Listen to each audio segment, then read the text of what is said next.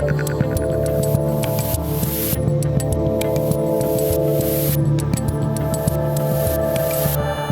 right, people, we are live on Rumble, YouTube, and BlazeTV, and according to the paperwork, I'm still Dave Rubin, and it is Friday, which means it's time for another Friday extravaganza roundtable madness for you, brought to you by us. Joining me today is a senior columnist at townhall.com, Kurt Schlichter, the CEO of Becker News, Kyle Becker, and a contributing editor at The Spectator and host of the Fair Perspective podcast, Melissa Chen. Kurt, Kyle, Melissa, all Rubin Report veterans, welcome back. Thank you. Thank you, Dave. All right, it's good to see you guys. We were trying to figure out what we wanted to do this week. It's been a lot of Apple, of China, of Elon, of Kanye. And then we thought, all right, we're dropping Kanye. We're going to focus on mostly on Elon and Apple and free speech and all that good stuff. So, of course, the big thing this week seems to be that the world is crashing down on Elon, as all he has done since he has taken over Twitter is demanded more, or asked for, or said that he's going to push for some more transparency and be a little more respectful of free speech. Apple doesn't seem to be thrilled about that. He had a meeting with Tim Cook. Maybe it calmed down a little bit. And then, of course, there are these images and videos coming out of China related to their zero COVID policy and how Apple is actually stopping the people of China from sharing videos and images so that the rest of the world can see what's going on there. So that's what we're going to be focusing on today. I want to start with a tweet from Reuters a couple days ago, because Elon responded to a response to the tweet, and that sort of is going to set us up today. So here is a tweet from Reuters. Twitter not safer under Elon Musk, says former head of trust and safety. And then as it works on Twitter, random people respond to things. So this is just a random person that responded to that tweet by the name of Eva Fox and said, Twitter has shown itself to be not safe for the past 10 years and has lost users' trust. The past team of trust and safety is a disgrace, so it doesn't have any right to judge what is being done now. They had a chance, but they sold their souls to a corporation. And then here's where it got interesting. Elon responded to that and said, exactly, the obvious reality, as longtime users know, is that Twitter has failed in trust and safety for a very long time and has interfered in elections. Twitter 2.0 will be far more effective, transparent, and even-handed. Kurt, we kind of all knew that they weren't that even-handed or fair or anything like that, but interfered in elections? I thought that was crazy conspiracy stuff. Yeah, that's what I was told. I was told that our elections are perfectly fine unless they occurred in a year other than 2020. It's kind of remarkable that we have a major news organization like Reuters coming out really against free speech, because there's no such thing as safety. Safety is a nanny state word designed to justify whatever political action these folks want. It's funny how the Venn diagram of safety and leftism is a single circle. And I like how Elon Musk just kind of bowls through it. See, here's the thing about Elon, and I may write about this next week in Town Hall. He believed all this stuff about liberalism, and so did you. Mm-hmm. You believed, you were a liberal guy. You thought, well, free speech, people get to say what they want. But that's not what a lot of liberal guys really think. Mm-hmm. A lot of them think, well, free speech is great until it stops being useful, and then it's unsafe or hateful, or some other weasel word used to justify silencing the opposition. And I love that we have Elon Musk coming out and blasting through it like the old Kool-Aid guy in the Saturday morning cartoons 40 years ago. Melissa, putting aside the election stuff for a second, the idea that he's getting rid of the trust and safety people, there's that video of him in the closet getting rid of the Stay Woke shirts. I mean, he is purging what I think most people watching this would believe are the bad aspects of the employees at Twitter, the people that were going out and about and censoring and all that stuff. I take it you see this as a positive, huh? Yeah, I mean, how many times in the last few years have we seen friends of ours, commentators, public commentators, get their accounts booted for reasons that are very unclear, right? Yep. We see that with the trans debate. If you dead name somebody, use the wrong pronouns, you basically express, I mean, Meghan Murphy expressed the radical idea that, there are just two genders, and she got banned from Twitter. And you can see kind of like the top-down decision-making process, why this is so toxic to discourse. And, the truth is that there's only been this kind of landmines when it comes to speech on one side. Mm-hmm. And I'm glad that Elon's coming in. He's fixing it. To Kurt's point, actually, the other few words that are now used, there's free speech, there's hate speech, but the other word that they like to use also now is misinformation or disinformation, right? So that is just misinformation. That is COVID misinformation. And you see kind of Elon rolling back all these things and allowing people to discuss things again. And I remember a time when we weren't even allowed to talk about the origins of COVID. On a social media platform. Mm-hmm. And so I'm really glad that we're taking a look at, we're able to take a look with Elon in charge right now about what exactly went on the last few years, what were Twitter censorship policies, because it was never clear, and what is he going to do moving forward? Yeah, Kyle, do you think that he is going to actually release the internal documents? Like, are we really going to actually ever see, oh, these are the people that actually were clicking buttons or sliding sliders on touchscreens that were making sure that certain things weren't seen or that certain things were seen or that were going into people's private DMs or deleting tweets, whatever it might be? Because I always say it's not the stuff we know about, it's the stuff we don't know about that I'm more worried about. Do you think he's really going to open it up? Because to me, that's the only way we really get on the other side of this, by understanding how distorted our reality became via these activists. I think Elon Musk has teased the Twitter files and releasing this. I think we might get a sanitized version of it. I don't think he will name names and publicly accuse employees by name. But I think one of the employees that was cited in that Reuters article, ironically, Yoel Roth, speak about a failure of trust. Reuters abandoned its own editorial guidelines by failing to point out that this is a disgruntled former employee who had made anti-Trump tweets and made Twitter more toxic himself. So the hypocrisy there by Reuters is not surprising, but they're abandoning their own editorial guidelines, as are a lot of publications like the Washington Post, the New York Times, that are complaining about Twitter and Elon Musk. So, back to your point about Elon Musk releasing the Twitter files, I think he gave us a little bit of a taste with the election interference confirmation that he gave. And I think that is really alarming for me, because what you see with a lot of his critics is that they tend to brush aside the legitimate complaints of people like Elon Musk, and they also fail to call out his competitors like Facebook. They were involved in election interference. Zuckerberg personally. You also see TikTok, basically a right hand of the CCP from the very beginnings, tracking people.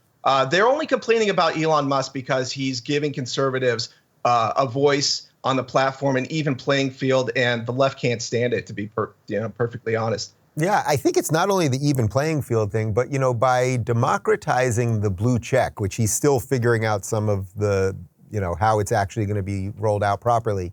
What it did was it basically made all of the quote unquote journalists at Daily Beast and HuffPo, all of these people that nobody really followed, that had 2,000 followers, let's say, but they had the blue check. They had this fake influence, and now he has made that fake influence go away. I think that's what they're freaking out. Guys, we've got breaking news here. A headline from Breitbart. Jim Carrey has left Twitter. My God, Jim Carrey has left Twitter. Kurt, how are you going to stay on a platform without Jim Carrey? How are you going to do it? I'm trying to find the strength to move forward, Dave. Wow. Sometimes you're just speechless. Well, okay, so I won't push you that hard on the Jim Carrey thing, but this idea that suddenly these people, Alyssa Milano is freaking out, and, all of these, again, these quote-unquote journalists, we're going to leave Twitter, and it's like, no, you're not going to leave Twitter because you guys don't have the wherewithal to build anything yourself, but that they didn't care 3 weeks ago when we were all getting censored. Now they think this is the most evil thing ever, even though there's no empirical evidence that hate has been ramped up since he's taken over. Well, I wouldn't care if hate was ramped up. Free speech is free speech, period. You get to say things other people don't like. Now, understand, I want to be real clear. This is not hypocrisy on their part. Some people are, your Twitter people are hypocrites. No, they're not. They don't believe in free speech. They are actively against it. So is the regime media. They are actively for censorship. And they're upset because Elon Musk came along and bought their BS line of reasoning. Melissa, what do you think about that? Because we have a lot of similar friends, or had some similar friends that were, thought of as more liberal, that suddenly really kind of are tacitly or sometimes outwardly coming out for censorship or not respecting views and having that plurality of views. It's disappointing, to say the least. Firstly, I haven't thought about Jim Carrey in a long time. So it's kind of like, there was this moment of like, wait, who is this person? Ace Ventura, The Mask. Yeah, no, I imagine him coming out of a rhino right now. Like that's just, the image I have of him. But this whole thing about celebrities kind of threatening to, leave Twitter, it's so shallow and it's so hollow. I mean, Elisa Milano said, "Oh, I'm going to sell my Tesla. I'm buying a Volkswagen." Hilarious, because obviously, what is the history of Volkswagen? Oh, I don't know. It seems awkward. And she's tweeting, or she's still using an iPhone, right? But she's grandiosely announcing that she's leaving Twitter. This iPhone, the one that she's using, has all sorts of problems.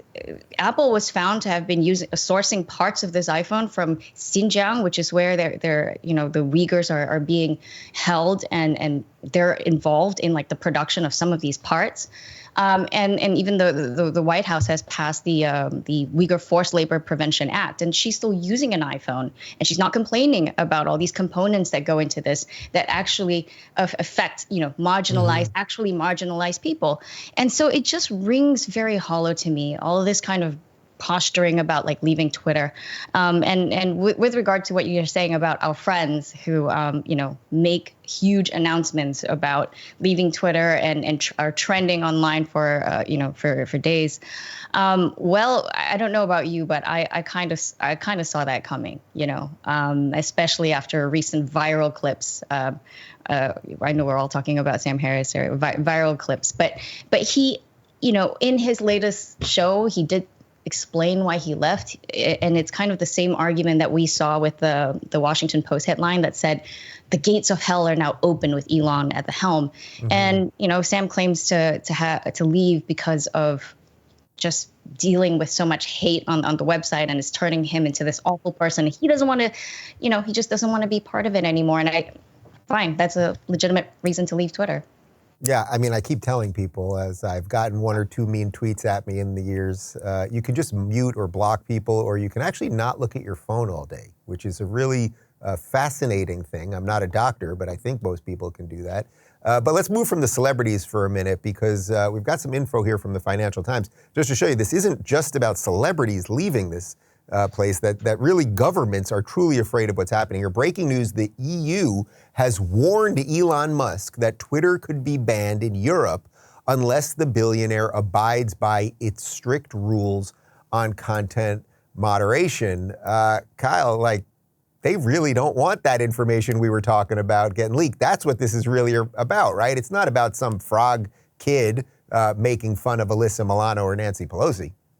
No, Elon Musk was on this call with this unelected bureaucrat, I think Thierry Breton. I don't think anybody's ever heard of him before, but he just kind of popped up on the scene all of a sudden and basically said Elon Musk has got to, bend the knee to the EU and to Brussels to conform with all their hate speech. And as we saw, in a lot of these places, you can be arrested potentially for certain kinds of hate speech in some of these EU nations. And I think that what we're seeing out of the EU is sort of, a harbinger of, we wouldn't be surprised if you see all of these, left loyalists like, Trudeau and all of these other left wing, I mean, we saw today with Macron, who met with Biden. He was criticizing Elon Musk. So I think like they're going to ramp up this campaign against him, and they don't have anything to say about his competitors. They don't have anything to say about Apple and the gulags that they're essentially running in Zhengzhou City and Guangzhou and some of these places where we've seen violent worker revolts in the last week and a half. They had nothing to say about that. Even Elon Musk has had very little to say about this. I'm keeping an eye on that, and hopefully he will speak up after his powwow with Tim Cook yesterday. But they don't have anything to say about CCP's gulags. But if the second that Elon Musk wants to, grant amnesty to, 11,000 conservative or otherwise banned users, then the EU has supposed concerns. So right, and speaking of the parts that they don't want to talk about, there's suddenly all these articles in the last week about how Twitter has a child porn problem and Elon isn't doing enough. Now, I have no doubt that he's doing something, but let's say we don't know exactly what he's doing yet.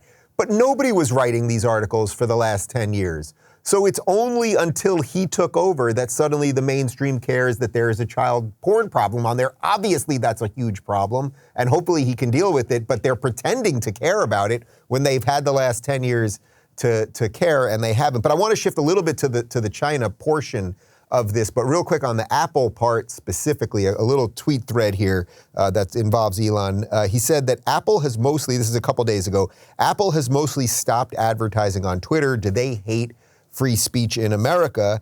And then he followed up, Apple has also threatened to withhold Twitter from its app store, but won't tell us why. And then he ended up going to Apple headquarters. He met with Tim Cook. Thanks, Tim Cook, for taking me around Apple's beautiful HQ, which was attached. He had a video attached. And he said, good conversation. Among other things, we resolved the misunderstanding about Twitter potentially being removed from the App Store. Tim was clear that Apple never considered doing so. Kurt, can we trust that Apple is going to stay on the up and up here and that Tim Cook is going to do the right thing and would be willing to stand up to the pressure from EU and wherever else he's going to get pressure to boot Elon and Twitter? Well, I certainly hope so. But the real pressure, I think, is actually coming from the conservatives. It's not just Elon Musk. He's not afraid of Elon. And I think he'd happily throw Elon off the App Store if he could do it. The interesting change is what's happened with the Republican Party. And when this threat to throw Elon Musk off of the Apple Store came out, a lot of Republicans, a lot of fairly senior ones said, wait a minute, you can't do this. And if you do, you're going to have a problem. And we need more of that. We need to get past I'm a Republican, not everybody is, but the Republican Party needs to get past the idea that we're some sort of cheerleaders for every corporation, company, and limited liability company there is. We need to start standing up to these guys and saying, look, if you're going to get in a culture war with our constituents, then you're our enemy, and we're going to treat you that way. You can use your economic power. We can use our political power. So if that's a game you want to play, go ahead and play it. And I think Tim Cook wisely understood that the Republican base, which now holds the House, is not going to tolerate being made war on by corporations anymore. So I think if doing the right thing isn't reason enough for Tim Cook to act, fear is, and that's fine. Melissa, do you see that as a direct extension of DeSantis ruling so clearly and cleanly here in Florida? I mean, he's been fighting Apple and Twitter and making comments about China, but showing people, to Kurt's point, that if you stand up and do the right thing, that people will follow you. And it seems to me that Republicans might be getting that a little bit. Kevin McCarthy, just the other day, we're not going to go after Elon Musk, even though Biden said they'll try to find something on him. I mean, that's banana republic level stuff coming from the Democrats. Yeah, I think we shouldn't forget what happened to Parler. I think, in thinking about whether we should trust Apple or not, at the end of the day, it's not just Twitter and Apple, Spotify and Meta. They have had complaints about what's going on. Epic Games, which is in a lawsuit with Apple, has a lot of complaints about what's going on with the App Store and how much power Apple has as a platform that built another platform on which other platforms kind of rely on in this ecosystem. So I appreciate the fact that the Republicans are actually pushing back, and especially on the inconsistency, as you say. The White House is monitoring what's going on with Twitter, but giving Apple a pass. And the fact that DeSantis is pointing this out, and a lot of commentators are pointing this out, is a good thing. Kyle, I want to shift for a second because let's move to the China part, and then I think you connected something here that's sort of breaking at the moment. But we've got a tweet here from Whole Mars Catalog. Apple has released a software update limiting the use of AirDrop in China in light of recent protests. AirDrop was being used by protesters to transmit info directly from phone to phone, bypassing the Great Firewall of China. So we covered this over the last couple of days, and in essence, they updated everyone's app. So you're just, sometimes if your phone's just plugged in at night, it gets the update. But what they didn't do, which they normally do, is they tell you exactly what's in the update. And in this case, they did not tell you that they are changing how AirDrop works. So all of these people that are out there, they're sharing these videos. That's how we're seeing any of this stuff coming out of China right now. Apple clearly sided with the communist government on this. I take it you're not that surprised. No, I think it's. I think if you go a little bit beyond the thinking that Apple is sort of complying with the CCP's demands, to really think that Apple actually gets more than half of its production out of its Chinese factories, including in Guangzhou City, Zhengzhou, Xinjiang. All of these, they have basically iPhone camps that are run by Foxconn. And there have been uprisings in these camps in the last week and a half, 2 weeks. And what you see is that the COVID lockdowns and the CCP's measures sort of benefit Apple. I've looked inside some of these Foxconn production facilities. It's very dreary, dark. They're all bunked together. I mean, it's like the worst dormitory you could even imagine. Yeah. And so the thing is, there's sort of a quid pro quo going on between Apple and CCP, where CCP basically all of their measures are indirectly benefiting Apple, and it's basically kind of slave labor type camps there, and they have a long history of cooperating with CCP going back to 2017. So they limited the VPNs that can be used on the Apple phones in China. They also limited some privacy features last year. And this November 9th update, they changed the AirDrop that you were talking about to where it basically expired after 10 minutes. You couldn't use it after that point. So I think it's really what you're looking at is they are very heavily influenced by Chinese production and the Chinese market, which has grown, I think it's up to 16% of the market share into this year. So I think that's the way to look at it, is that the CCP's policies are kind of a synthesis of this kind of globalist corporatism that is benefiting companies like Apple. And so I think that what the Republicans need to do is stand up for American values, demand that they comply with our values in our country, like free speech, and basically coerce them and use the power of government, or Apple's going to continue to be a threat to citizens all over the world, essentially. Yeah, and look, you can call me a conspiracy theorist, but I think a guy like Justin Trudeau is watching that happening in China right now, and despite the fact that he's saying all the right things, we know what he did to his truckers and the protesters when they wanted to open up Canada, and I think he's watching going, boy, it's possible if they uprise against me again that Apple will help me shut down their phones. That would be pretty sweet. Like they're running a little test over there. But Kyle, real quick, can you elaborate on what you sent us right before the show? This interview with Tim Cook that just broke, because it's pretty telling of everything that's going on here. Right. I was keeping an eye on Tim Cook. Any news with him being confronted by reporters, and Hillary Vaughn over at Fox Business essentially confronted. And was there when Tim Cook was asked 3 different questions. Mr. Cook, do you support the Chinese people's right to protest? Do you have any reaction to the factory workers that were beaten and detained for protesting COVID lockdowns? Do you regret restricting AirDrop access that protesters used to evade surveillance from the Chinese government? Do you think it's problematic to do business with the Communist Chinese Party when they suppress human rights? He didn't even respond when he said, do you support the Chinese people's right to protest? And then, do you regret restricting the airdrop access that protesters use to evade surveillance from Chinese government? Completely silent. I think that really this shows that feels like he is under duress to kowtow to the CCP, and he doesn't want to criticize them. And, look, it goes beyond corporations in this country. We're seeing politicians, high level, and officials. We saw the DOD Spox the other day was asked at a press conference about this, and he said the protesters speak for themselves. He couldn't stand with them.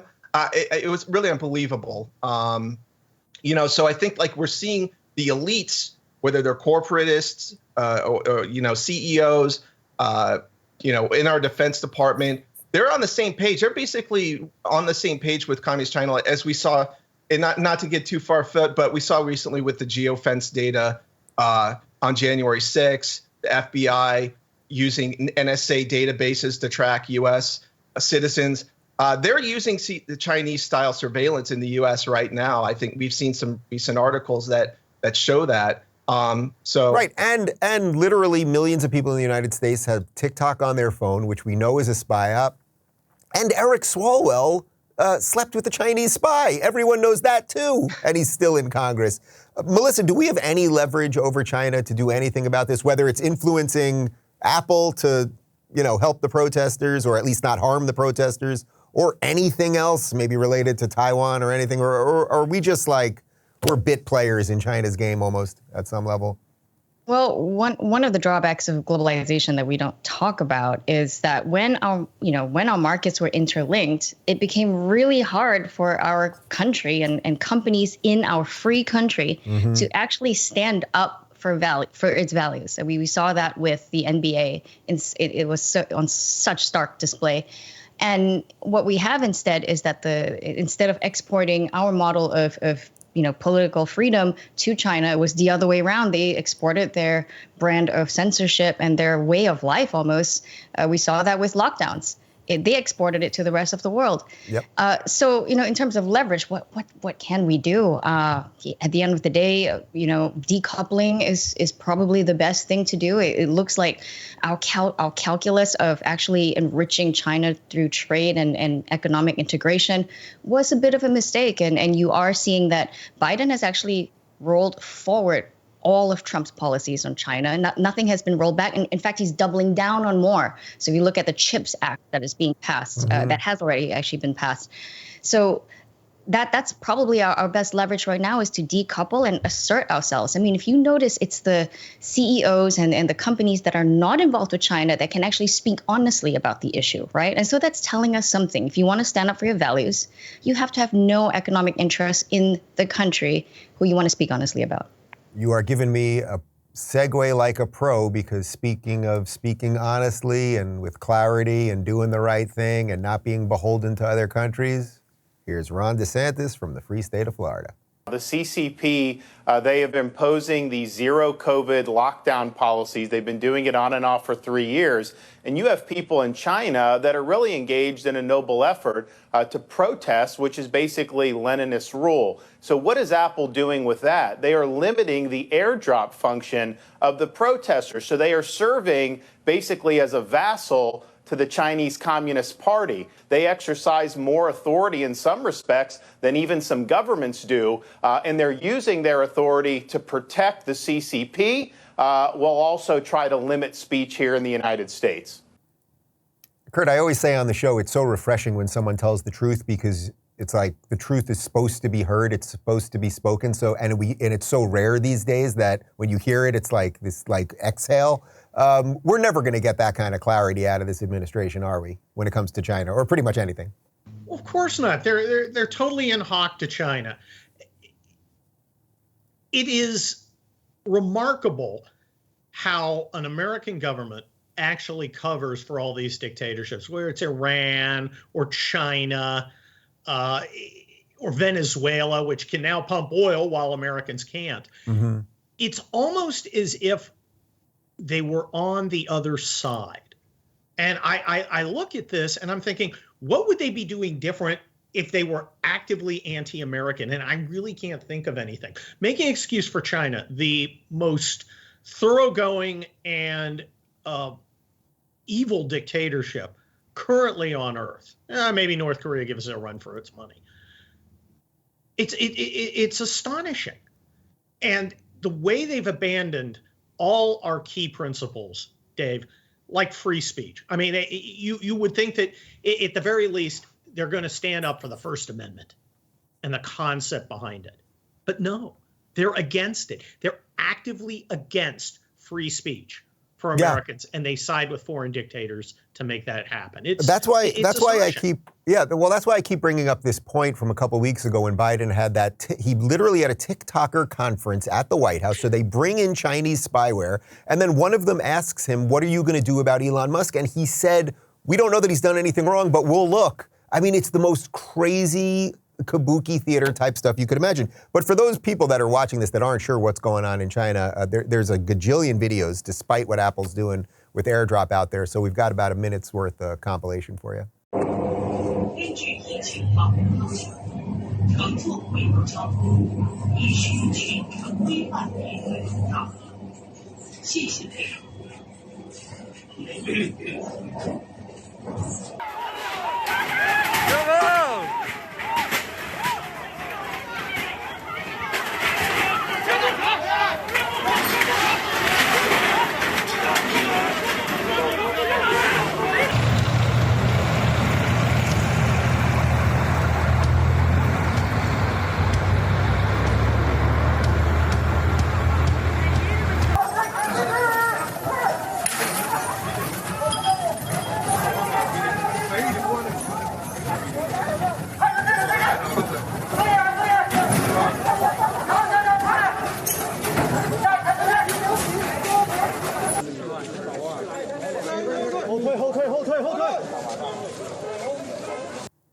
I mean, it's just unbelievable. It's like half of what was happening in Canada over the summer, throw in a little Squid Games and a couple other dystopian movies, and that's what you've got. Melissa, obviously, I think we're all in agreement the U.S. isn't going to do much about this. But do the Chinese people have a chance? Like, is there any chance they can create any sort of change themselves? Or is this going to sort of be like what's going on in Iran? It's like it kind of happens for a while and then it dies down and the regime never changes. I'm not optimistic about any change per se, but this is significant. What has happened over the weekend with these protests? This is the largest display of public defiance against the regime since Tiananmen Square protests in 1989. And to see such widespread civil disobedience at the same time is quite striking in China, in a place like China. What I will say is that because these protests are actually very targeted, what the people want is to get out of this perpetual lockdown situation. I mean, they are frustrated. In Xinjiang, for example, they had been in lockdown for 100 days straight. Mm-hmm. And many of these cities like Beijing, Shanghai, people are starving. I mean, in the land of abundance, right? Supposedly the Chinese Communist Party pulled so many people out of poverty. They're all middle class and wealthy now. People are actually starving because of lockdowns. People have died because of lockdowns, as we saw in the fire that killed 10 people. So people are frustrated. That's the end of what they can tolerate, and they're rising up. But at the end of the day, the Chinese state power and surveillance apparatus is so perfected. I mean, you need a code to even travel to a certain place and into certain buildings. And if you don't scan that code, you're not going to be allowed in. And they can use this kind of technology that was originally meant for controlling the epidemic to actually curtail movement. And we saw that an example of this actually last summer when they were able to prevent protests for a bank run using the actual software that was meant to monitor the infections. So I'm not optimistic about any kind of higher up kind of change, in terms of toppling the government, in terms of challenging the regime's hold on power. That's not going to happen. China is still stable in that sense because of the way it's structured. But I think that what we will see is probably loosening up of COVID restrictions. That's probably the best case scenario for the Chinese people. Kyle, is it nuts or obvious that, 2 years ago when we were all being forced to, have COVID passes on our phones or whatever else, I never did it for the record, but when they wanted to force us all to do that, and a whole bunch of crazy right-wing people on Twitter, many of whom got banned, were saying that this was really to institute a social credit system, which in essence is what Melissa's talking about. It's like, yeah, it probably is on the way here because COVID was breaking in China before 2020, before it hit America, and it'll probably break this way when it comes to some of this tech stuff. We have to kind of look at, for me, how it's so many coincidences that defy belief. First of all, the SARS-CoV-2 virus, it almost certainly looks to be man-made, according to latest research, peer-reviewed research that says that they found the fingerprint and they can now synthesize or resynthesize the SARS-CoV-2 virus. And it did break before December 2019. It looks somewhere in that period where it became public knowledge. So what we have now, and I just looked at the global seroprevalence data and the seroprevalence data in the United States, we have almost nearly universal exposure to SARS-CoV-2 now. If you look, it's somewhere between 97% and 99% in the US, according to the CDC SeroHub. There's sero trackers around the globe that show very similar rates. So we have this universal, almost omnipresent virus that can be used as an excuse for lockdowns. The QR code system that Melissa was talking about, where they can just give you a red code and you can't get in to where you need to be at. You can restrict your freedom of travel. So you have that, and you look at the fact that even if you take the highest estimates of 6.6 million fatalities with COVID, that's 99.9% survival rate at this point.